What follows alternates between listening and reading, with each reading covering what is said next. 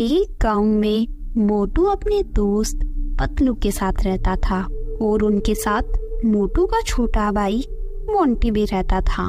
और मोटू एक सरकारी कर्मचारी था, इसलिए वो ऐशो आराम की जिंदगी जिया करते थे। अरे सुनो मोटू, आज मोंटी के खाने के लिए घर पर चॉकलेट नहीं है, इसलिए तुम आते वक्त मोंटी के लिए चॉकलेट ले आना। तुम्हें तो पता ही है मोंटी को चॉकलेट कितनी पसंद है। अरे तो पतलू, तुम चिंता क्यों करते हो? मैं ऑफिस से आते वक्त मोंटी के लिए चॉकलेट जरूर ले आऊंगा। चलो मैं चलता हूँ, मुझे ऑफिस में बहुत काम है।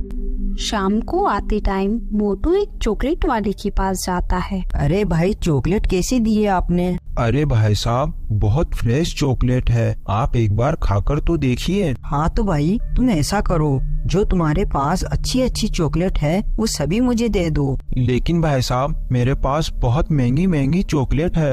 अरे भाई, तुम चिंता मत करो, जितनी भी महंगी है तुम सब दे दो, क्योंकि मेरे छोटे भाई मोंटी को चॉकलेट बहुत पसंद है। मोटू चॉकलेट वाले से बात कर ही रहा था कि जहाँ चॉकलेट की दुकान थी उसी के पास एक पेड़ पर चुड़ैल रहा करती थी।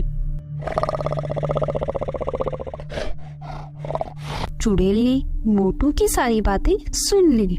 इतनी सारी महंगी महंगी चॉकलेट लेके जा रहा है, आज तो मैं इसके साथ ही जाऊंगी। मोंटी, देखो मैं घर आ गया और तुम्हारे लिए अच्छी अच्छी चॉकलेट लेकर आया हूँ। पतलू भैया, देखो मोटू भैया मेरे लिए कितनी सारी चॉकलेट लेकर आए हैं। और आपको पता है ये सारी चॉकलेट बाजार में बहुत महंगी मिलती है। चलो अब सब खाना खा लो, और मोंटी तुम भी खाना खा लो।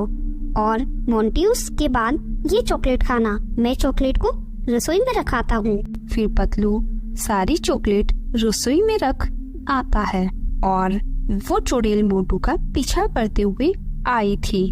वो भी रसोई की खिड़की के पास आकर खड़ी हो जाती है। अरे वाह, इतनी सारी चॉकलेट है, आज से मैं चॉकलेट यहीं से लेकर जाऊंगी। फिर चुड़ैल चॉकलेट चुराने के लिए अंदर जाती है और तभी वहाँ पतलू आ जाता है। चुड़ैल को देखकर पतलू चिल्लाने लगता है, चुड़ैल चुड़ैल, मोटू जल्दी आओ, चुड़ैल है यहाँ।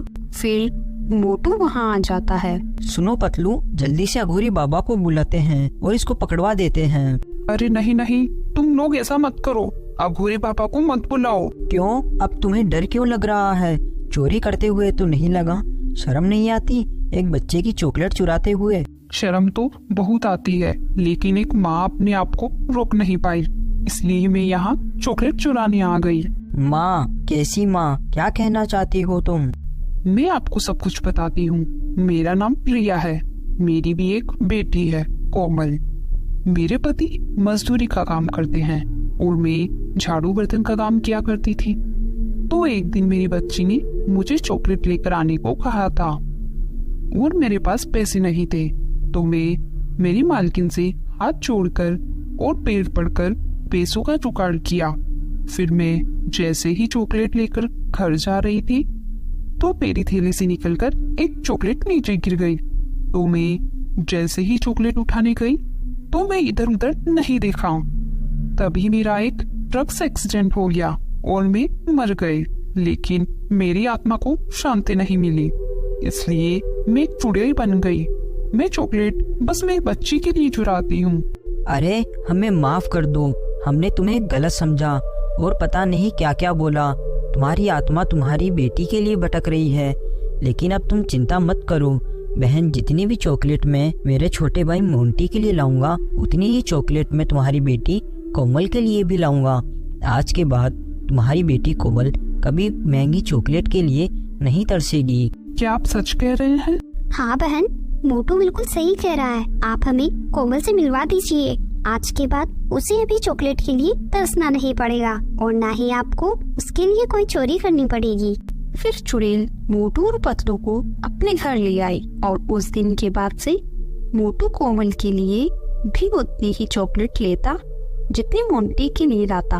और ये सब देखकर चुड़ैल की आत्मा को शांति मिल जाती है। Thanks for watching.